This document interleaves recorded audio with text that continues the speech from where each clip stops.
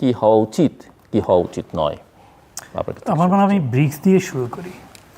ব্রিক্সে আসলে আমাদের প্রধানমন্ত্রীকে যে দাওয়াতটা করা হয়েছে, এটা আমার কাছে কিছুটা ট্রিকি মনে হয়।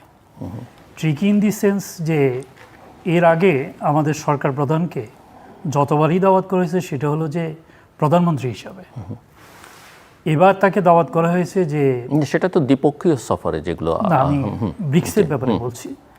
তো আপনার আপনি তো আগে ব্রিক্স ডিল করেছেন, সো ফার আই রিমেম্বার।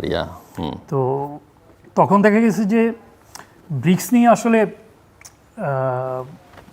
একটা হলো যে মানে ভারত উপমহাদেশের আর কোনো দেশকে ব্রিক্সে চাচ্ছে না,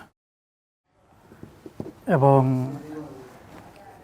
সেই কারণেই কিনা আমি জানি না যে তারেক রহমান সাহেবকে, আমাদের মাননীয় প্রধানমন্ত্রীকে প্রধানমন্ত্রী হিসেবে দাওয়াত না করে আরও 10টা আঞ্চলিক সংগঠনের চেয়ারম্যানকে অথবা প্রেসিডেন্টকে যেভাবে দাওয়াত করেছে সেই ধরনের একটা ক্যাটাগরিতে ফেলে দাওয়াত করেছে। তো সেই কারণে আমার মনে হয় যে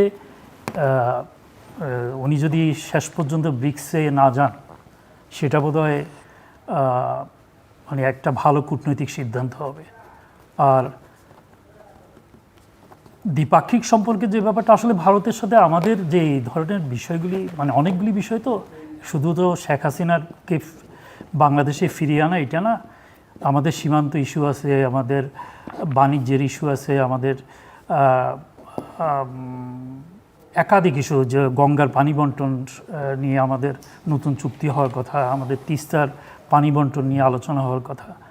তো সেই কারণে ব্রিক্সের মতো সম্মেলনে গিয়ে উনি হয়তো ঘণ্টাখানেক অথবা আধা ঘন্টার মতো হয়তো ভারতের প্রধানমন্ত্রীর সাথে সাক্ষাতের সুযোগ পাবেন। এবং ভারতের দিক থেকেও যেটা আমরা আগে বিভিন্ন সময় দেখেছি যে ভারত সফরের ব্যাপারে আমাদের সরকারগুলিরই বেশি আগ্রহ ছিল, যে অ্যাজ ইফ যে ভারতের এক ধরনের রিকগনিশন না পেলে বোধহয় সরকারের আন্তর্জাতিক পরিমণ্ডলে তার কোনো অবস্থান তৈরি হবে না, এরকম একটা বোধহয় দৃষ্টিভঙ্গি কাজ করতো।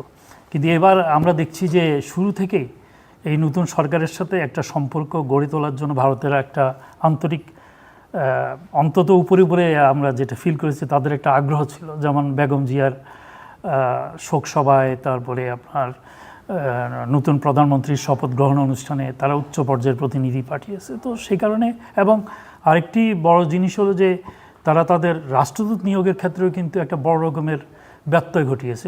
প্রথমবারের মতো তারা বাংলাদেশে, এবং খুব বেশি জায়গায় যে তারা এটা করেছে তাও না, লন্ডনে 2-1 বার তারা রাজনীতিবিদকে রাষ্ট্রদূত করে পাঠিয়েছে। যুক্তরাষ্ট্রে পাঠিয়েছে কিনা জানি না, কানাডাতে আমার সময় নৌবাহিনী প্রধান ছিল, প্রাক্তন নৌবাহিনী প্রধান রাষ্ট্রদূত ছিল। তো রাজনীতিবিদকে পাঠানোর মধ্য দিয়ে হয়তো ভারত একটা মেসেজ দিতে চাচ্ছে যে বাংলাদেশ সম্পর্কিত তাদের যে এতদিনকার যে পররাষ্ট্রনীতি, অথবা তারা বাংলাদেশ ভারতের সম্পর্কটাকে এতদিন যেভাবে দেখতো, সেখান থেকে তারা সরে আসতে যাচ্ছে।